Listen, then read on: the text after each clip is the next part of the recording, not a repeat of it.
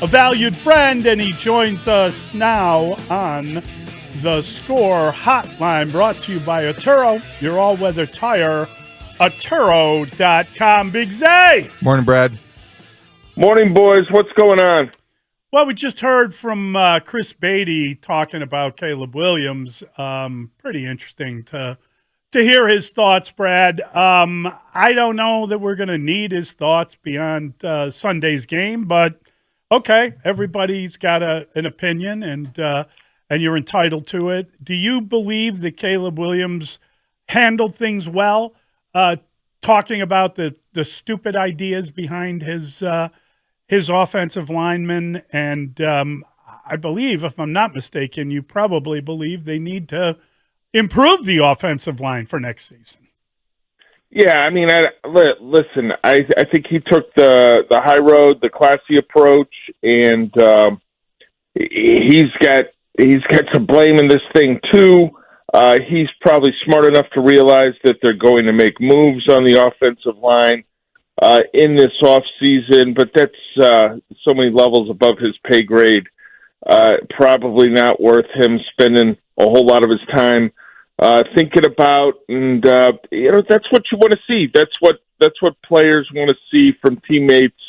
They don't want to see guys that are casting blame on others, and so I thought that was a positive. I mean, a big deal? No. It sort of is what it is at this point in a really amazingly frustrating season for the Chicago Bears. So, Brad, how important is it for Caleb Williams to play on Sunday, and have the Bears discussed at all, or did they, the possibility of sitting him out? I don't think that's been discussed at all. I mean, you play your healthy guys. I think there's integrity of the game, and I would imagine that Caleb hopes to be in a position in his career in the not too distant future where he can look back at it and say, yeah, it's kind of cool that I was able to play this many games in a row. Like Josh Allen in Buffalo's got a consecutive games started streak that's north of 100 that they will keep rolling this Sunday with the Bills locked into the 2 seed in the playoffs. Now, Buffalo's going to pull him out of the game, I think, quickly, which is understandable and makes sense. Caleb needs to go out and play. Like, the fatalistic view of, like, oh, this is a meaningless game, and or what about his development in the offseason and a new offense? That's, I mean, if that's everybody's view, they probably need to have somebody construct a bubble around them and not leave their bubble. Here's the thing. I don't know that he needs to learn a lot in this game. I don't know. Right. I understand, but if he starts getting sacked, Brad, they ought to just shut him down. I'm just saying, because the offense is going to be different, because the play call is going to be different. There are a lot of changes on the way, and you do not want to sacrifice. If they start having a bad day, then they need to get them off the field. Let's see what happens. Okay. Last time these teams met, the Bears outplayed them. The Bears outplayed the Packers, and they lost on a blocked field goal at the end. The game has a little bit of relevance for the Packers. The Packers looks like they'll probably be the 7th seed in the playoffs, which would mean a trip to Philadelphia against the 2-seeded Eagles in the wild card round. But a Packers win combined with a Cowboys win over the Commanders would push Green Bay into the 6th seed and drop Washington down to the 7th seed. So the Packers have got to take care of business and then hope that the former coach in Green Bay, Mike McCarthy, can spring an upset in Big D. Brad, I wanted to ask you about something you wrote in your mailbag, which I found particularly interesting. And you write this. I don't know that I agree with it, but I found it interesting. I don't believe Ryan Poles remaining the general manager would turn off any candidates from interviewing with the Bears. That end of quote. I don't know how it couldn't turn off somebody. I think that they've got to be concerned if you're interviewing for a job and the general manager has presided over the second worst 3-year period in team history, I would have some serious questions to ask. Yeah, I think everyone would come into that meeting with questions. What I'm saying is, I don't think Poles being there is going to lead people to say, "Nah, I'm good. I appreciate you guys calling. Good luck in your search." Like, I think it will. I think they're going to get interviews with the candidates they want interviews with. Is my belief on the situation, and. We'll see as soon as Monday they can start requesting interviews with people, and we've seen that the Jets have kind of already got that thing going, and they're doing the concurrent GM search, coach search in New York to try to get their program turned around. But I would expect things to get rolling next week for them. And I can see why you would disagree with me there, but I just think it's a deterrent to what you want to do. If you were starting over, you're not really starting over. If you're coming into Chicago, you're looking at a clean slate. It doesn't seem that's a blemish to me. Yeah, and I think they're all going to have blemishes. Every job that is potentially available, I think is going to have a blemish. And that's usually the case, unless you have a guy that retires or something out of the ordinary occurs. I think it's easy to look at all of these and say, "Man, like, did he think twice about this?" Like that is generally the case when you got these teams that are turning over. And there's only 2 other openings right now, and one's the Jets, who. Apparently, the owner's son can reference Madden ratings when making a trade, and as you know, owners don't fire owners, and owners probably don't fire their kids as well. They certainly don't launch them out of the ownership group. And then you've got the Saints, which old roster, bad roster, a lot of cap issues, no quarterback. So. Yeah, I mean, you just put the Bears up against those 3. I don't see people saying, "I don't want to take an interview with the Bears." I'm curious, Brad, when you look at the division and the big game between Minnesota hosting the Lions, obviously, it probably means more for the Lions. In other words, I don't know if they don't need the time off for the bye in order to get healthier and maybe get their team together. But it's a really interesting game just because one of these teams will be a 5th seed and the other team will be one of 9 that's ever won 15 games in the NFL. I mean, the idea that you win 14 games and you're a 5th seed is pretty wild. Yeah, and you wonder if there's at least at some level of discussion of revamping the seeding system. Most people I talk to tend to believe that there needs to be some type of reward for being a division champion, and I can certainly follow that thinking, and it's certainly unusual what's happened this year. I'd agree that you would think that the Lions need that extra rest. That makes sense for me. And you're talking about home field advantage too, right? Like that. What's the better home field?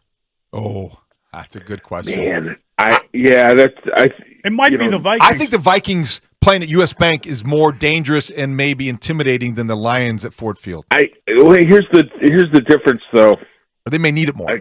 I think those Lions fans are so starved, right, understandably, that I think they might create a more challenging environment. And that's with a ton of respect for what Vikings fans bring on Sundays in the regular season, having gone up there year after year after year. Like they get after it, they're loud. But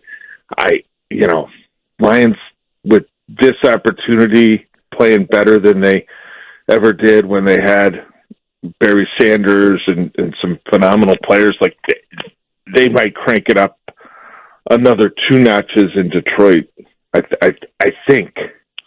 Brad, do you look at Jalen Carter making the Pro Bowl as a miss by Ryan Poles because he took Darnell Wright, or justification that his belief that the Eagles had the infrastructure that the Bears did not at that time? Well, I think you got a couple factors here. I think first, let's back up and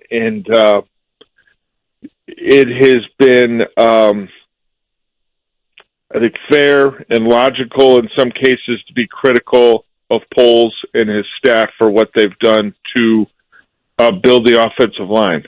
So you're taking away Wright and adding Jalen Carter.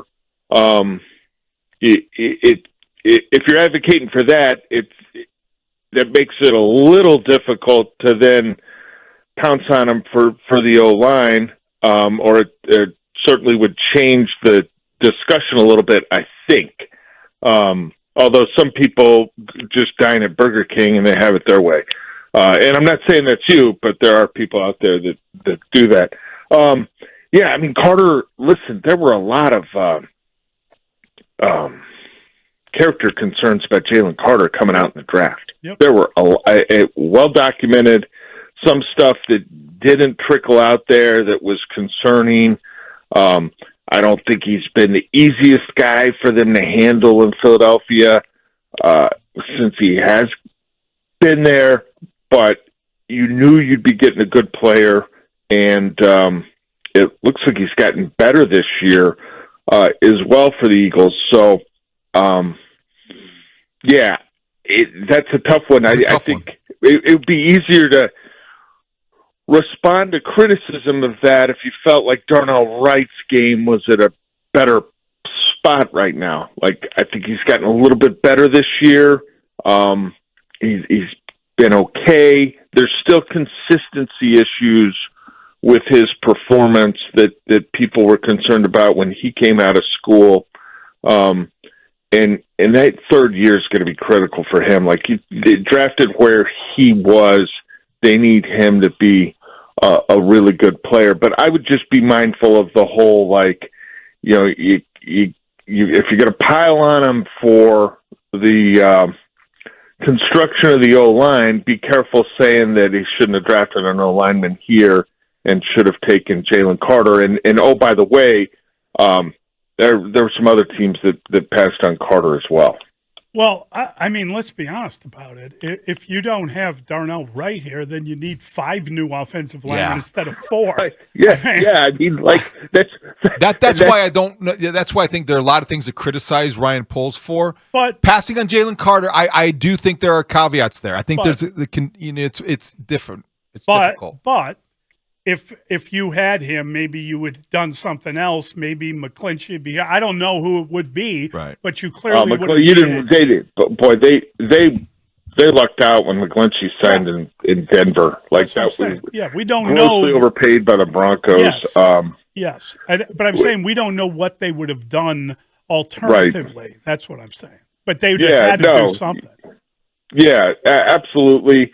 And what's really important is they've got to do something this offseason. They've got to formulate a plan and execute it. And when they think they've got good depth and they like how it looks, they need to go out and get some more depth. Brad, is there anyone that you can think of that needs a good performance in this game to set them up for next year or to ease them into next year? Or is there any player on the Bears that you think needs to prove something in the final game of the year in order to aid them moving forward?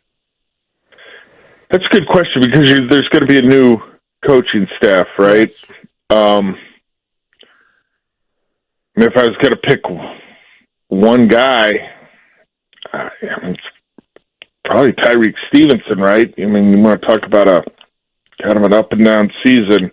If he could go out there, have a couple tackles, get his hands on the ball, a couple pass breakups or something, play real sticky coverage, be solid in run support.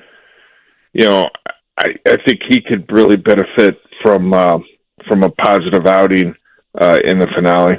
I'd like to see Amagaji do something. I don't know if they can trust him again. Tough environment, but if there's a guy on offense that you look at, like who can change your mind about what you've seen so far, then you're really going to have to change quarterback. Well, you might. I don't know, but Sorry. he's the guy that would come to mind in terms of the developmental aspect of this second half of the play, season. Brad? I don't know if he's going to play. I would be a little surprised if he if he plays, but we'll see. Packers are going to play their frontline guys. Wouldn't be surprising if Matt LaFleur tries to get a guy like Josh Jacobs out of there pretty quickly, especially if Green Bay's got a lead